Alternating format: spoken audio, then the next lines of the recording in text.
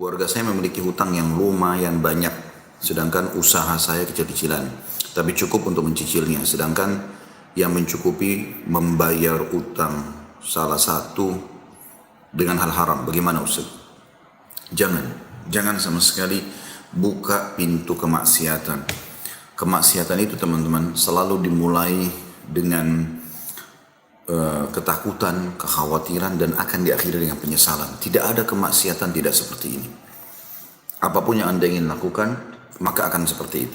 Ini kan niatnya baik, ingin membayarkan utang kerabat ya.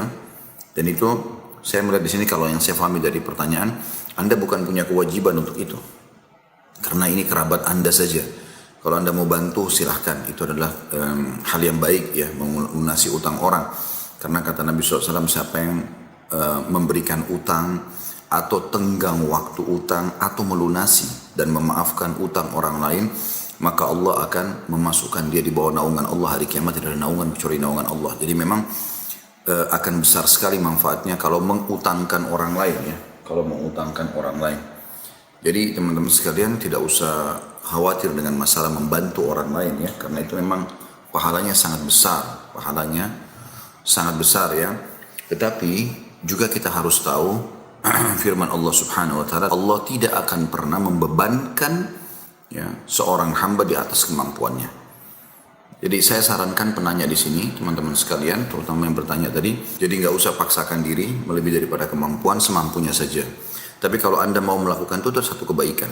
Juga dalam sebuah hadis yang sahih riwayat Bukhari Muslim, siapapun yang memudahkan salah satu dari perkara atau urusan seorang muslim di dunia termasuk masalah utang, maka Allah juga akan memudahkan urusannya pada hari kiamat. Jadi kita akan dapat manfaat sangat besar dalam masalah itu ya. Tapi sekali lagi jangan bebankan di luar daripada kemampuan. Ajarkan kepada kerabat Anda ini beberapa hal. Yang pertama, hadis Nabi SAW, siapa yang berutang niat mau membayarnya, memang dia niat mau membayarnya, maka Allah akan mudahkan dia membayarnya. Seperti itulah. Tapi kalau dari awal dia niat tidak mau membayar, maka Allah pun persulit dia untuk membayar. Jadi semua orang yang utang, saudaraku seiman, harusnya dia berpikir bagaimana dari awal dia luruskan niatnya, dia mau membayarnya. Jadi untuk kerabat Anda ini pun, atau teman-teman di sini mungkin ada yang pernah utang sama orang lain, jangan pernah niat tidak mau membayar. Karena itu akan mempersulit kita. Di dunia Allah sulitkan kita membayar, di akhirat juga akan jadi masalah. Nabi SAW bersabda tentang orang yang berhutang, demi zat yang jiwa Muhammad dalam genggamannya, kalau seandainya seseorang mati syahid kemudian dia hidup lagi, terbunuh mati syahid kemudian dia hidup lagi, terbunuh mati syahid kemudian dia hidup lagi 3 kali, maka tidak akan masuk surga selama utangnya masih ada. Nabi SAW tidak mau mensolati jenazah yang ada utangnya. Jadi saking besarnya masalah utang ini, tidak boleh main-main gitu. Kita hanya utang dalam keadaan darurat teman-teman. Lebih baik kita hidup pas-pasan, tidak ada utang, daripada kita harus punya utang. Kecuali darurat sekali. Anda sudah tahu memang harus Anda lakukan utang itu dengan niat dari awal mau membayarnya, maka Allah akan permudah insya Allah. Kan gitu. Jadi dinasihatin poin-poin ini ya. Bagaimana Nabi SAW meluruskan niat. Yang kedua, memang dia ketemu. Banyak orang sekarang kalau berutang, dia lari ya.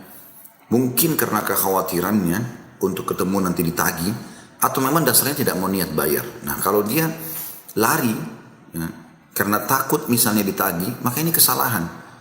Balik sekarang keadaannya, bagaimana kalau kita menjadi pemilik piutang? Kita pasti sakit hati pada saat ada orang utang ngerengek-rengek pada saat awal mau utang, setelah itu malah lari gitu kan.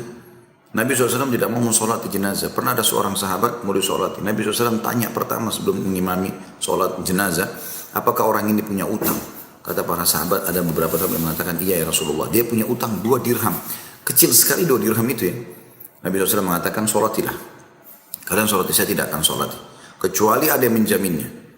Maka berdirilah seorang sahabat mengatakan, saya penjaminnya ya Rasulullah. Artinya setelah solat jenazah saya akan bayar utangnya. Barulah Nabi SAW mensolatinya. Jadi hati-hati teman-teman dengan utang ini ya. Oleh karena itu ingatkan dia agar dia luruskan niatnya. Dan yang kedua, datangi orang pemilik piutang ini, kemudian sampaikan, saya akan bertanggung jawab, tapi saya nggak bisa bayar bunga, saya akan bayar utang, berikan saya kesempatan. Saya sekarang misalnya punya pendapatan sekian, saya akan potong dari gaji saya sekian. Dan insya Allah kalau Anda niat, bilang sama dia, kalau dia niat baik akan bisa. Apalagi Anda juga sebagai kerabatnya ingin membantunya, itu sangat baik.